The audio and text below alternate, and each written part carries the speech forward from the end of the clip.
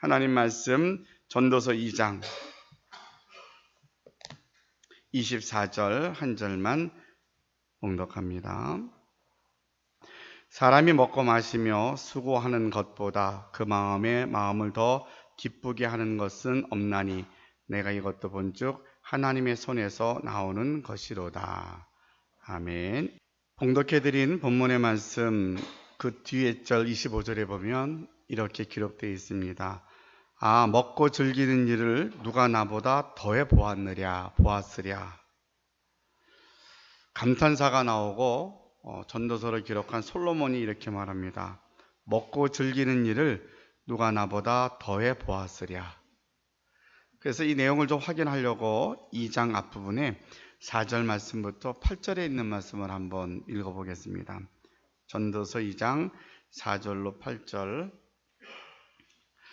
나의 사업을 크게 하였노라. 내가 나를 위하여 집들을 짓고 포도원을 일구며 여러 동산과 과원을 만들고 그 가운데 각종 과목을 심었으며 나를 위하여 수목을 기르는 살림에 물을 주기 위하여 못들을 팠으며 남녀노비들을 사기도 하였고 나를 위하여 집에서 종들을 낳기도 하였으며 나보다 먼저 예루살렘에 있던 모든 자들보다도 내가 소와 양떼의 소유를 더 많이 가졌으며 은금과 왕들의 소유한 보배와 여러 지방의 보배를 나를 위하여 쌓고 또 노래하는 남녀들과 인생들이 기뻐하는 처첩들을 많이 두었노라.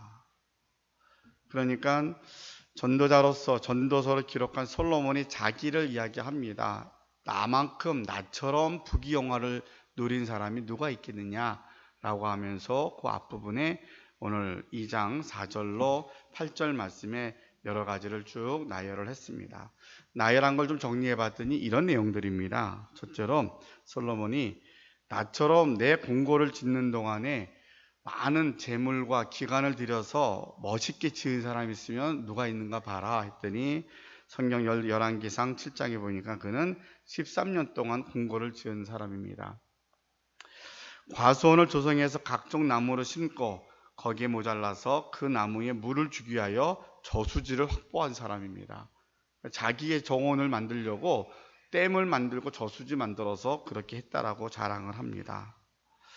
노예를 많이 두어서 집안의 모든 일들을 다 맡겼을 뿐 아니라 그 어떤 선조 왕들보다도 소와 양떼의 소유가 많았다고 이야기를 하고 금은과 여러 보석과 보배들이 금고에 쌓아두고 살았다라고 자랑을 합니다. 그리고 성경에서 말해주고 있는 아주 확실한 증거 중에 하나가 그가 처첩이 많이 두었다 그러는데 여러분이 아시는 것처럼 솔로몬의 부인이 몇 명인지 아시죠? 몇 명이라 그럽니까? 1000명이라 그럽니다. 1000명. 그러니까 부인만 1000명이에요. 그리고 첩은 300명. 처첩이 1300명인 거예요. 우리나라의 어떤 옛날 임금이 생각이 나기도 하는데, 그러니까 이것이 자기가 이때까지 걸어왔던 자기의 삶의 모습들을 사실은 이 대목은 자랑을 하고 있는 거죠. 그러니까 나처럼 이렇게 정말 부족할 것이 없이 산 사람이 누가 있는지 한번 생각해봐. 감탄하면서. 그러면서 자기가 살아왔던 것들을 쭉 나열하는데 어마어마한 거죠. 한 끼 식사를 위해서 제공되었던 양도 봐도 이게 흔히 볼 수 있는 그런 정도의 분량들이 아닙니다. 그는 전혀 부족함이 없이 모든 세상 사람들이 부러워할 만큼 그렇게 흠모하는 사람으로 살았는데 결정적으로 그가 어떻게 자기의 삶을 고백을 하냐면 웃을 때에도 마음에 슬픔이 있고 즐거움의 끝에도 근심이 있었다라고 잠언서 14장 13절에 고백을 합니다. 나는 모든 걸 다 세상 사람들이 상상도 못할 만큼 모든 걸 다 가져서 나는 정말 부러움의 대상이 되었지만 나는 웃을 때에도 마음에 슬픔이 있고 그리고 즐거움 끝에도 근심이 있었다라고 말합니다. 그래서 오늘 본문의 11절에도 보니까 그 후에 내가 생각해 본즉 내 손으로 한 모든 일과 내가 수고한 모든 것이 다 헛되어 바람을 잡는 것이며 해 아래에서 무익한 것이로다 라고 결론을 말합니다. 그러니까 정말로 가난하게 살거나 어렵게 살고 힘들게 살았던 사람이 인생 별거 없어 라고 말하면 별로 신뢰가 가지 않죠. 당신은 부자로 안 살아봤잖아. 당신은 늘 어렵게 살았으니까 세상을 조금은 그렇게 생각하는 거잖아 라고 생각할 수 있지만, 앞부분에도 본인이 쓴 글 속에서 우리가 확인할 수 있었던 것처럼 솔로몬은 정말 그 아버지 다윗 땅을 통하여서 믿음의 유산을 물려받은 사람이고, 영적으로도 하나님 앞에 천번 제사를 지내어서 지혜를 물려받은, 하늘의 지혜를 얻은 사람이거든요. 그리고 이렇게 부귀영화를 다 누렸던 그가 고백하는 게, 나는 웃을 때에도 마음이 슬픔이 있었대요. 어떻게 그럴 수 있지? 우리는 잘 그 경지에 안 있어봤고 잘 생소하긴 한데 솔로몬은 그랬다는 거예요. 즐거움 끝에도 늘 근심이 있었다. 그러면서 자기가 한 절로 결론 짓기를 뭐라 그러냐면, 내가 생각해 보니까 내 손으로 한 이 모든 자랑의 이 모든 것들이 다 수고가 헛되어서 바람을 잡는 것이며 헤아려서 다 무익한 것이야 라고 말합니다. 몇 주간에 걸쳐서 우리 오후 예배 시간에 저와 여러분이 그리스도인 우리 신앙의 우리가 지침서와 같은 책을 갖고 함께 말씀을 배워갔습니다. 그래서 그리스도인들이 행복하다는 것이 어떻게 행복할 수 있을까? 행복을 원하는데 행복에 대한 그 정답, 정답이라고 말하기보다는 어떻든 성경에는 어떻게 말씀하고 있는가를 우리 솔로몬의 전도서를 통하여서 찾아가고 있습니다라고 두 번에 걸쳐서 여러분들에게 말씀을 전하였고, 그 내용이 지금 앞에 살펴보았던 이 내용들이었습니다. 그러니까 그렇게 모든 걸 가졌던 솔로몬이 할 수 있었던 인간의 모든 노력을 다 했는데 그 끝은 허무하고 무의미하고 아무것도 없는 게 인생이더라. 자, 그것이 끝이면 우리에게 답을 안 주는데, 그것이 끝이 아니라 솔로몬이 전도서를 통하여서 우리에게 주시는 정답과 같은 세 가지 내용이 나옵니다. 우리 함께 읽었던, 제가 읽어드렸던 전도서 2장 24절에 보니까, 사람이 먹고 마시며 수고하는 것보다 그의 마음을 더 기쁘게 하는 것이 없나니 내가 이것을 본즉 하나님의 손에서 나오는 것이로다. 첫 번째로, 사람이 먹고 마시며 수고하는 것보다 그 마음을 더 기쁘게 하는 것이 없다라고 말합니다. 행복이 어디서 오느냐? 먹고 마시는 데서 온다라고 이야기를 합니다. 3장 22절에 보니까 또 이렇게 이야기합니다. 그러므로 나는 사람이 자기 일에 즐거워하는 것보다 더 나은 것이 없음을 보았나니 이는 그것이 그의 몫이기 때문이라. 그의 뒤에 일어날 일이 무엇인지를 보게 하려고 그를 도로 데리고 올 자가 누구이랴 라고 이야기를 합니다.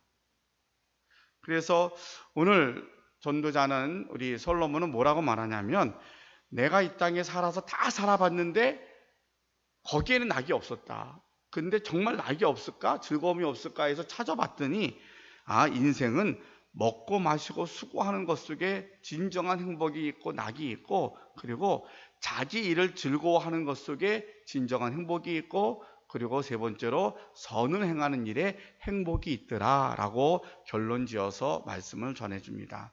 그래서 오늘과 함께 오늘부터 시간이 되어지는 대로 이 세 가지 주제를 가지고 우리 행복의 길을 함께 찾아가려고 합니다. 오늘 첫 번째로 먹고 마시는 일에 행복이 있다라고 이야기하는데, 도대체 먹고 마시는 일은 무엇일까라는 이야기입니다. 여러분 주보를 보면 오른쪽에 오늘의 말씀에 이제 성경 요절이 몇 군데가 쭉 나와 있는데, 오늘은 거기 있는 성경을 한번 찾아가면서 한번 먹고 마시는 일이 무엇인가 한번 살펴보도록 하겠습니다. 오늘 전도서 2장 24절은 같이 우리가 찾아보았고요. 예수님께서 우리에게 기도를 가르쳐 주십니다. 주님이 가르쳐 주신 기도인데, 그 기도문엔 어떤 내용이 나오냐면 마태복음 6장 11절입니다. 같이 읽습니다. 시작. 오늘 우리에게 일용할 양식을 주시옵고 라고 되어 있어요. 오늘 우리에게 일용할 양식을 주시옵고, 매일매일 먹을 양식을 달라는 기도예요. 근데 사실은 우리는 지금 보릿고개 시대를 살지 않기 때문에 주기도문을 항상 하면서도 이 기도가 오늘 먹을 양식을 달라는 기도가 아닌 것을 알면서도 기도하죠. 그렇죠? 오늘 여러분이 끼니를 못 때워서 먹을 거 달라고 기도하는 그렇게 어려운 분도 있을 수 있어요. 그렇지만 우리 대부분의 대한민국의 지금의 형편은 내가 지금 먹을 양식을 달라고 기도하지는 않습니다. 그만큼 풍족하거든요. 근데 우리는 지금도 이 기도를 합니다. 자, 기도가 다 끝날 때쯤에서 마태복음 6장 31절에는 이런 말씀이 나옵니다. 그러므로 결론적으로 어떻게 말씀하시냐면 염려하여 이르기를 무엇을 먹을까, 무엇을 마실까, 무엇을 입을까 하지 말라. 먹는 것과 마시는 것의 이야기가 또 나옵니다. 너희는 하나님의 자녀이기 때문에 먹는 거 마시는 거 그거 걱정하지 말어. 하나님이 다 주실 것이야 라고 이야기를 합니다. 누가복음 22장 19절로 20절에 있는 말씀 우리 주보에 있으니까 같이 한번 읽어봅니다. 시작. 또 떡을 가져 감사기도 하시고 떼어 그들에게 주시며 이르시되 이것은 너희를 위하여 주는 내 몸이라 너희가 이를 행하여 나를 기념하라 하시고 저녁 먹은 후에 잔도 그와 같이 하여 이르되 이 잔은 내 피로 세우는 새 언약이니 곧 너희를 위하여 붓는 것이라 라고 말씀하십니다. 마지막 최후의 만찬 성찬식에 대한 이야기를 오늘 함께 읽었는데 떡과 포도주를 먹고 마시는 이야기입니다. 자, 그러면 오늘 전도자가 말했던 우리가 먹고 마시고 수고하는 것 가운데 마음에 더 이보다 큰 기쁨이 없다고 이야기했는데 먹고 마시는 일은 곧 뭘 이야기하느냐라고 이야기할 때에 예수님께서 가르쳐 주신 기도에 나와 있는 일용할 양식이라든가 또 너희는 먹을 것 마실 것 입을 것 때문에 염려하지 말라고 하셨던 말씀, 또 성찬식에 대해서 마지막 만찬을 베푸시면서 주님의 몸과 피를 나누어 주면서 먹고 마시라고 그러면서 기념하라고 하셨을 때에 이 먹고 마시는 일은 무엇과 연관이 되었을까라고 생각하면 그것은 생명과 연관되어져 있음을 우리가 알 수 있습니다. 먹고 마시는 것은 생명이 있음에 우리가 그 속에 행복이 있다라고 설명할 수 있는 내용입니다. 그렇게 생각하면 너무 당연한 거죠. 내가 있어야 우리 5월 한 달 동안 우리가 3번째 주일을 맞이했지만 이제 어린이 주일 또 어버이 주일 제가 주일 설교하지 않고 우리에게 정말로 우리가 행복한 믿음의 가정을 이끌려면 우리가 먼저 행복해야 된다. 행복하려고 그랬더니 뭔가 좀 걸림돌이 있는데 이 조그만 가시 같은 게 아픔이 있어서 이것 때문에 행복을 가로막는 게 되더라. 그거 우리 주님께 다 맡기자라고 지난주에도 설명을 드렸습니다. 자, 그렇게 보면 결국은 행복의 주체가 나로부터 시작이 된다라면 내가 살아있음에 내가 존재함에 이것이 가능한 거잖아요. 너무 당연한 것을 이야기하는데 근데 오늘 성경에서 또 나아가서 우리에게 무엇을 말씀하시냐면 살아있지만 살아있지 않음을 이야기하고 있어요. 우리가 호흡을 하고 이 땅에서 새끼 밥을 먹고 살아있지만 다 살아있는 게 아니다. 그래서 오늘 예수님께서 마지막으로 최후의 만찬에 당신의 몸과 피를 떡과 포도주를 주시면서 이걸 먹고 나를 기념하라 그랬고 그로 인하여서 우리에게 생명을 주셨는데 이 생명 안에 있는 자가 진정으로 살아있는 자이다. 그 생명을 가진 자가 행복할 수 있다라고 설명을 하고 있는 것입니다. 결국 우리는 호흡을 하고 있다고 살아있다라고 말하기보단 이제는 진정한 생명이 내 안에 있음에 그것이 내가 살아있음에 대한 그래서 살아있음에 행복하고 즐거울 수 있다는 것을 우리가 말씀을 통하여서 깨달을 수 있어야 할 줄로 생각이 되어집니다. 그러면서 오늘 주보에 나와 있는 말씀을 조금 더 살펴보면 요한복음 1장 4절에 보면 그 안에 생명이 있으니 그 생명은 사랑이 사람들의 빛이라.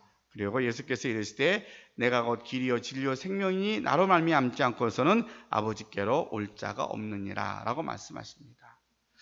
자, 이제 먹고 마시는 것은 생명을 뜻한다 그랬고 이 생명은 살아있다는 것인데 지금 우리가 생각하는 육신의 몸, 육신의 먹고 마시는 호흡하고 있기 때문에 살아있다는 것이 아니라 살아있지만 삶에 대한 진정한 의미, 살아있음에 대한 가치를 아는 자가 살아있는 것이다 라고 설명한다면 그렇게 우리가 정말 살아있는 자로서의 가치, 살아있는 자로서의 의미를 깨닫기 위해서는 어떻게 그런 자리에 갈 수 있습니까? 라고 물을 때에 오늘 요한복음 14장 6절 말씀에 오직 예수님을 통해서만이 우리는 진정한 생명을 얻을 수 있습니다 라고 일러주고 있는 것입니다.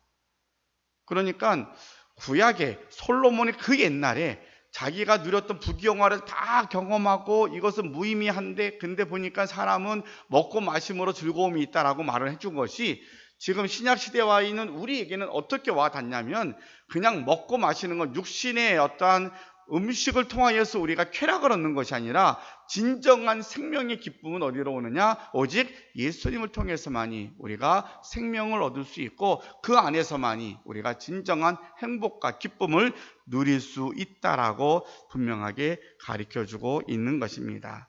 그래서 우리의 생명은 어디로부터 오느냐? 예수님을 통해서만이, 예수님만이 우리의 생명이심을 기억하고, 이미 여러분들은 다 예수님을 믿고 하나님의 자녀됨을 기뻐하며 예배하는 자리에 나와 있는 저와 여러분의 마음속에 내 안에 정말로 예수님이 살아계시고 그분 앞에 찬양과 영광을 돌리기에 또 그분이 받으시기에 합당하신 분이라고 고백할 수 있다면 그 믿음이 우리 안에 곧 생명이고 이 생명이 나로 하여금 충분한 기쁨이 된다는 사실을 잊지 마시기를 바랍니다. 그러면 예수님을 내가 믿어서 생명을 얻는 것은 내 힘으로 가능하겠느냐라고 물으면 가능하지 않다가 성경의 답입니다. 어떻게 가능합니까? 성령을 통해서만이 오직 예수님을 주라 고백할 수 있습니다. 이게 참 쉬우면서도 어려운 문제이더라고요. 그러니까 내가 믿고 싶다고 막 애쓰면 믿어지느냐? 성경은 아니라는 거예요. 믿음의 역사는 인간의 애씀으로 믿어지지 않아요. 어떤 사람은 믿지 않으려고 노력을 했는데 믿어지는 경우가 있더라는 거예요. 대표적인 사람이 사도 바울이고요. 여러분이 잘 아는 배너라는 영어를 만들었던 감독이 그런 경우이고요. 왜냐하면 그 감독이 처음 성경을 읽을 때에는 성경의 틀린 부분을 찾으려고 예수 믿는 거 너무 싫어서 사도 바울이 예수 믿는 사람을 붙잡으려고 갔던 그것처럼 예수 믿는 게 너무 싫어서 성경을 연구하다가 예수님을 믿어져 버린 거거든요. 그러니까 내가 믿으려고 막 노력해서 되는 게 아니고 또 그렇다고 내가 안 믿으려고 한다고 해서 안 믿어지는 게 아니더라는 거죠. 그걸 다르게 말하면 우리는 그것을 은혜라고 말합니다. 은혜. 그 은혜가 어디서 오느냐? 하나님께로부터 오는 것인데 성령이 우리에게 임재하심으로, 성령이 우리와 함께 하심으로 그 은혜의 자리에 나아갈 수 있다라고 성경이 우리에게 말씀을 해주고 계십니다. 로마서 8장 1절로 12절에 보니까 그러므로 이제 그리스도 예수 안인 자에게는 결코 정죄함이 없나니 이는 그리스도 예수 안에 있는 생명의 성령의 법이 죄와 사망의 법에서 너를 해방하였음이라. 예수 안에 있는 생명의 성령의 법. 그 성령의 법은 뭐냐면 생명의 법이라는 거예요. 결국 우리를 예수님만이 진정한 생명이십니다. 우리의 살아있음에 대한 의미입니다. 근데 어떻게 예수 믿는 거죠? 내 노력이나 선행이 아닌 하나님의 은혜인데 이 하나님이 주는 통로는 성령을 통해서 우리에게 옵니다. 그래서 우리가 구하는 것이 성령 충만함을 구하기도 하고 성령이 함께 하심을 의지하는 신앙적 고백을 할 수 있는 것입니다. 그래서 성령이 허락하지 아니하시면 예수님을 구주시라 고백할 수 없습니다 라고 성령이 말합니다. 그럼 요새는 우리는 장난으로 아이들이 그럽니다. 예수 믿지 않아도 나 예수 믿어요 라고 말할 수 있다. 그러면 나 성령이 계시는 거네? 이렇게 장난할 수 있거든요. 근데 사실은 그 장난하는 것까지도 우리를 판단하기가 어렵다는 거죠. 하나님이 어떻게 쓰실지 모르는 거죠. 그건 아이들하고 그냥 억지로 그냥 예수님 우리 따라서 해봐, 예수님이 나의 구주이십니다 라고 할 때 따라서 부하는 이야기조차도 우리가 그것이 형식적인 거야 틀린 거야 그것조차도 우리 판단할 수 없다는 거죠. 장난으로 하던 아니면 시켜서 하던 그 고백의 한마디 한마디가 하나님 앞에 기억되신 바 될 줄로 믿습니다. 다만 지금도 지구상의 어느 곳에서는 예수님 믿는 것이 목숨을 걸고 믿는 것이 되기도 하고 또 어떤 곳에서는 너무나 쉬운데도 이게 고백되어지지 않아서 정말로 내 마음속에서 예수님을 알기는 너무 많이 아는데 고백되어지지 아니해서 예수님을 우리의 마음속에 모시지 못한 경우도 많이 있더라고 우리가 보고 배우게 됩니다. 그렇게 보면 저와 여러분은 너무 큰 선물을 받은 사람인 거죠. 예수님을 믿을 뿐만 아니라 예수님을 매일 찬양하고 고백하고 닮아가려고 노력을 하고 몸부림치며 사는 자들이잖아요. 매일 기도하고 매일 성전 앞에 나오는 사람들이 늘 죄인입니다고 고백을 하지 예수님 없이 살아가는 세상 사람들은 매일같이 그렇게 죄 고백하지 않습니다. 당신이 죄인이야 그러면 내가 무슨 죄 졌냐고 다 그러잖아요. 죄라고 생각하지 않으니까. 근데 우리는 늘 주님 앞에 가고 어떻게 주님을 닮아가려고 노력하다 보니까 그 신앙이 쌓이면 쌓일수록 우리의 부족함이 더 많이 느껴져서 하나님 앞에 늘 고백하고 주님께 더 가까이 나아가기를 원하는 것, 이것이 믿음의 결과인 줄을 우리가 배우게 됩니다. 그러면서 우리가 예수님만이 생명이시고 성령을 통해서만이 예수님을 믿을 수 있는데 이것이 유지가 가능한 방법이 있는데 그것이 뭐냐면 오직 말씀 안에서만 이것이 유지가 가능합니다. 요한복음 1장, 요한 1서 1장 1절에 보면 태초부터 있는 생명의 말씀에 관하여는 우리가 들은 바요 눈으로 본 바요 자세히 보고 우리의 손으로 만진 바라 라고 되어 있습니다. 그래서 생명의 말씀에 대해서 성경이 우리에게 증거해 주는 것처럼 우리가 그러면 내가 믿는 예수님, 성령을 통해서 고백된 예수님은 어떻게 매일같이 믿음 안에 살아갈 수 있습니까? 라고 물으면 그것은 66권 성경 기록된 말씀 속에서 우리가 그것을 지킴으로 내 믿음을 지킬 수 있고 유지할 수 있는 날마다 내 생명을 유지하는 능력이 됩니다라고 가르쳐 줍니다. 자, 처음에는 먹고 마시는 문제로 나왔는데 점점 가다 보니까 예수님 믿는 이야기, 성령이 함께 하시는 이야기, 성경 있는 이야기까지 왔어요. 그렇죠? 새로운 얘기 하나도 아닌데 하나의 우리가 행복을 찾는 과정을, 그러니까 결국은 열심히 신앙생활하고 말씀 배우고 성경 암송하고 우리가 큐티한다고 막 했던 것들이 다시 쭉 찾아 올라가니까 하나님이 우리에게 허락하신 행복한 삶에 대한 그 길로 우리를 인도하고 계시더라는 거죠.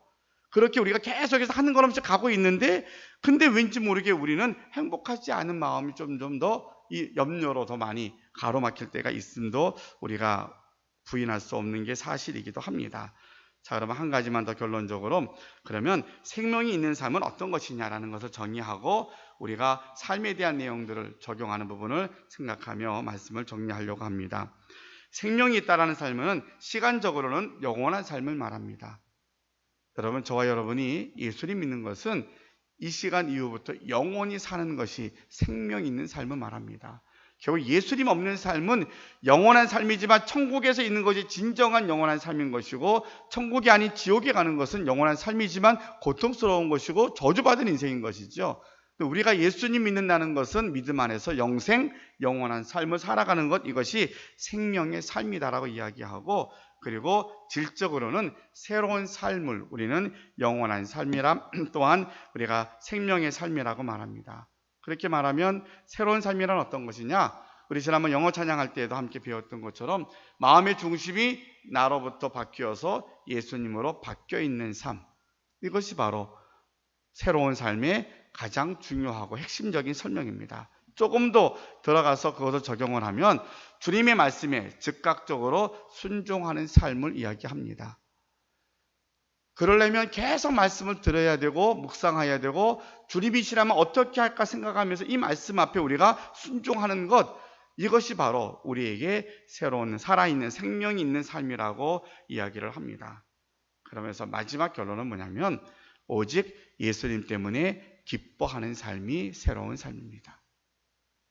예수님 때문에 기뻐할 수 있는 삶. 그러면 이미 첫 번째, 우리는 행복을 원합니다. 뭐 때문에? 결국은 전도자 솔로몬이 말했던 것들은 소유에 대한 문제였거든요. 더 많이 갖고, 부인을 많이 갖고, 많이 먹고, 많이 누리고, 그러면 행복할 줄 알았더니 아니더라 라는 게 결론이었어요.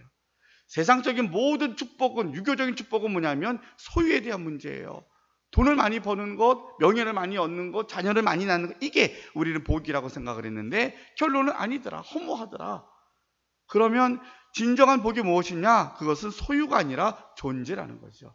나로부터 행복이 시작이 되는 것이다. 내가 살아있어야 되는데 그 살아있으면 무엇일까? 생명이라는 것인데 그 생명은 어디로부터 오느냐? 예수님께로부터 오는 것이다. 즉 예수님께 얻은 그 영생 얻은 기쁨이 우리로 하여금 이 땅에 사는 모든 것을 뛰어넘는 기쁨의 힘, 능력이 예수 안에 있다라고 우리에게 알려주시는 것입니다. 그러니까 우리가 이 내용을 우리가 조금씩 이렇게 설명을 드렸지만 이거 다 빼고 예수 믿으면 천국 간다 그래, 예수 믿으면 복 받아, 예수 믿으면 잘 될 거야, 이렇게 전도하고 우리가 살았어요. 그렇게 전도해서 한국교회가 부흥을 했어요. 근데 예수 안 믿어도 잘 살아요. 예수 안 믿어도 병원에 가면 다 고쳐요. 예수 안 믿어도 사람들이 괜찮은 것 같아요. 그러니까 우리가 전도할 때 예수 믿어야 복을 받습니다, 예수 믿으면 병 고침 받습니다, 그러면 아이고 나 그거 안 해도 돼, 이렇게 되잖아요. 그러니까 우리가 이 시대의 사람들에게 예수님에 대해서 무엇을 말해줄까라고 하는 것에 대해서 가난할 때랑은 달라져야 되는데 똑같이 하고 있으니까 전도가 되지 않아요. 그러다 보니 우리 스스로가 그래 맞아, 예수님 믿어도 별로 뭐 달라진 것도 없고 나는 여전히 힘든 것 같고 여전히 그냥 똑같은 습관에서 매여 있는 것 같아 해서 예수 믿는 사람들이 점점 교회를 떠나가잖아. 결국 교회 안에서 시험에 들었다 그러고 마음이 안 든다 그러고 뭐가 서로 교회 관계가 안 좋다고 다 뛰어나가지만 결국은 그 밑바닥에 가서 뭐가 있냐면 예수님 한 분 때문에 만족하고 수 있는 생명이 있는 것을 알고 있다라면 우리가 겪고 있는 모든 공동체나 우리 사회에서 벌어지는 많은 것들이 우리를 공동체 안에서 밀어낼 수 없다는 것을 알아야 되는데 우리는 이 사실을 놓치고 있다는 거죠. 예수 한 분으로 충분한데, 예수님으로 충분하고 이것이 우리에게 삶의 핵심이 되고 그것이 믿음의 본질이 되는데 우리는 그렇지 않고 우리도 모르는 사이에 소유로 세상적인 것으로 교회 와서 답을 찾으니까 그 답이 없으니까 도로 교회를 떠나가고 도로 교회를 비난하고 교회 안에서 갈등이 이루어지더라는 거죠. 여러분, 우리가 믿음의 생활을 이렇게 찾아갔으면 좋겠습니다. 우리는 예수님 안에서 내 환경이 어떤 처지에 있을지라도 나는 기뻐할 수 있습니다. 예수님은 충분히 그럴 만한 분이시고 우리는 그럴 만한 은혜를 받은 사람입니다 라는 가치, 그런 의미를 놓치지 마시고 예수님 때문에 여러분이 행복할 수 있고 예수님 때문에 큰 환난과 시련 속에서도 찬양할 수 있고 예수님 때문에 주님 가라 하면 그 길이 불쑥이라도 달려갈 수 있습니다. 이런 결단이 저와 여러분에게 넘쳐날 수 있기를 바랍니다. 지난 한 주간 동안 조금 바쁘게 지냈습니다. 그래서 수요일 날 금요일에 제가 지냈던 것들을 계속 보고 겸 은혜를 나누었습니다. 우리 수요일 날, 금요일 날 들었던 분들은 이제 용서하시고 또 들으니까 두 번, 세 번 들은다고 생각하시고 들으시고 못 들으신 분들 계시니까 제가 또 잠깐 이야기를 전하려고 합니다. 가장 많이 은혜 받았던 것 중에 하나는 아펜젤러 선교사님 순교 기념관 가서 은혜를 받았어요. 24살 된 앞길이 아주 뻥 뚫린 그 청년이 무엇 때문에 그 120년 전에 1887년 그 어간에 1880년 전 그때에 이 조선 땅에 와서 그리고 44살의 젊은 나이에 바다에서 성경 번역하는 일을 위해서 목포로 내려가다가 배가 침몰해서 자기는 살 수 있었는데 함께 동행하는 한국 사람들을 다시 살리려고 배 밑으로 내려갔다가 결국 올라오지 못하고 그 바다에서 결국 순교하게 됩니다. 도대체 그 선교사는 그를 그렇게 움직인 것이 무엇이었을까? 자기 나라에 너무 편한 거, 너무 좋은 거, 대학까지 나와서 뭐 얼마든지 모든 걸 누릴 수 있었던 상황임에도 불구하고 그를 움직일 수 있었던 것이 무엇이었을까? 생각해 보니까 그것은 오직 하나, 예수 그리스도였어요. 예수님 때문에 그는 아무도 안 간 곳, 복음이 들어가지 않은 그곳에 복음을 들고 가겠습니다. 순종하여서 이 먼 땅까지 오게 되었고 이곳에 와서 보니까 얼마나 많이 답답했겠어요. 학교 세우고 또 함께 병원 일 하는 거, 선교하는 일, 얼마나 많이 걸어 다니며 말을 타고 이제 그 선교를 했는지 체중이 뭐 3분의 1을 줄 정도로 그렇게 그가 헌신하고 전도하며 짧은 생이었지만 한국 땅에 와서 그런 발자취를 걸어왔던 것이 그 기념관에 소개가 잘 되어 있습니다. 이 젊은이가 왜 이 땅에 와서 그 고생을 하고 그러다가 순교했을까? 무엇 때문에? 예수 그리스도 그분 한 분 때문에. 예수 그리스도 한 분 때문에 그는 모든 걸 다 버리고 이 땅까지 올 수 있었던 능력이 되더라는 거죠. 또 한 번은 제가 이제 그 스톤 이야기를 자주 하는데 지난 월요일에도 올라갔더니 많은 분들이 지난 주간 집회가 있어서 올라오셨는데 그 중에 85세 된 권사님이 늦게 배낭 하나 메고 들어오시면서 하시는 얘기가 전철 8번 타고 여기 왔다고. 차를 타고 가도 서울에서 가도 2시간 가고 여기서 가면 4시간을 가야 되는데 서울 근교에서 오시는 동안에 전철 8번 타고 여기 왔다고. 죽지 못해서 왔다고. 근데 뭐 때문에 이 할머니가 이 성산까지 이 산꼭자리까지 왔을까 생각하니까 그렇게 이야기하니 나 그래 너무 힘들어서 난 불행해 이야기가 아니라 내가 죽지 못해서 이렇게 왔는데 난 행복해 그 얘기였거든요. 난 이곳에 오니까 너무 행복해. 뭐 때문에 이분의 삶을 그렇게 기도의 자리를 사모하고 또 그 힘든 발걸음이 힘들다고 여기지 않고 올 수 있었을까? 그분의 삶의 여정이 그렇게 녹록하지 않고 힘듦에 대한 것들이 연속인데 그 속에서 어떻게 감사할 수 있을까? 그것은 오직 하나 예수 그리스도 때문이라는 것을 확인할 수 있었어요. 여러분, 우린 그렇게 예수 믿었으면 좋겠어요. 환경 때문에 내가 웃고 우는 것은 예수 안 믿는 사람도 그렇게 해요. 예수 믿어서 잘 되면 너무 좋겠어요. 저는 목회자로서 여러분을 위해서 매일같이 기도하는 게 우리 성도들이 직장이 안정되고 복받고 잘 살게 해달라고 맨날 기도합니다. 그건 제게 주어지는 책임이고 그 역할이니까. 근데 이제는 조금 더 한 단계 올라가서 어떻게 기도하냐면, 주님, 그런데 우리 성도들이 혹시 어려운 일을 당해도 그 속에서 주님을 찬양하게 해주세요. 혹시 내가 생각하지 않았던 일을 내가 경험하여도, 내가 기대하지 않았던 일, 아니 내가 기대했던 것들이 좌절이 되어도 그 자리에서 주님을 찬양하게 해주세요. 왜냐하면 예수님이 내가 당하는 그 일보다 크신 분이기 때문인 것을 깨닫게 해달라고, 그것이 우리의 믿음이 되게 해달라고 그렇게 기도합니다. 그러면 여러분, 예수님 한 분이면 만족이 되고 기뻐할 수 있잖아요. 행복할 수 있잖아요. 우린 다 아는 내용이었는데도 불구하고 우린 세상 사람들의 수많은 말들 때문에 거기에 유혹이 되고 거기에 쫓아가느라고 예수님의 은혜는 입술로만 하는 얘기처럼 들려지기도 하고, 그 무게가, 은혜의 무게가 점점 가벼워져서 세상적인 것과 비교가 되기도 하고 그만도 못하게 되더라는 거죠. 여러분, 그렇지 않고요, 그 예수님 때문에 젊은이가 이 땅까지 와서 순교하는 그런 일들이, 예수님 때문에 그 성산에 올라가려고 8번씩이나 전철 타고 올라가도 행복해했던 노 권사님의 발걸음이 오늘 이 시간에 저와 여러분의 발걸음이 되실 수 있기를 바랍니다. 예수님 때문에 행복한 겁니다. 우리 안에 믿어지는 은혜가 우리 안에 능력이 되는 겁니다. 이 능력을 사모함으로 날마다 주님을 찬양할 때에 우리는 어떤 자리에 가더라도 늘 주님을 기쁘게 여기며 찬양함으로 승리의 삶을 살아가게 될 줄로 믿고 믿음 안에 승리하는 우리 모두가 되시기를 주님의 이름으로 축원합니다. 기도하겠습니다. 사랑의 아버지 하나님, 감사합니다. 저희들 전도서를 통하여서 행복을 찾아갑니다. 솔로몬이 자기에 대해서 이야기한 것처럼, 나처럼 누가 이렇게 부귀영화를 다 누려본 사람이 누가 있느냐라고 탄식을 하면서 말하면서도 근데 다 헛되고 헛된 것이라고 이야기를 합니다. 그러면서 그가 발견한 그 행복은 다름이 아니라 먹고 마시는 것, 생명 속에 있다고, 그리고 우리가 정말로 내 손으로 수고하는 것에, 선을 행하는 것에 행복이 있다라고 우리에게 일러줍니다. 오늘 첫 번째 주제를 갖고 먹고 마시는 문제에 대해서 살펴보았습니다. 생명이 어디로부터 오는가? 예수 그리스도만이 우리의 생명 되십니다. 생명 되신 예수님을 우리가 입술로 고백할 수 있는 것은 성령 하나님의 도우심이십니다.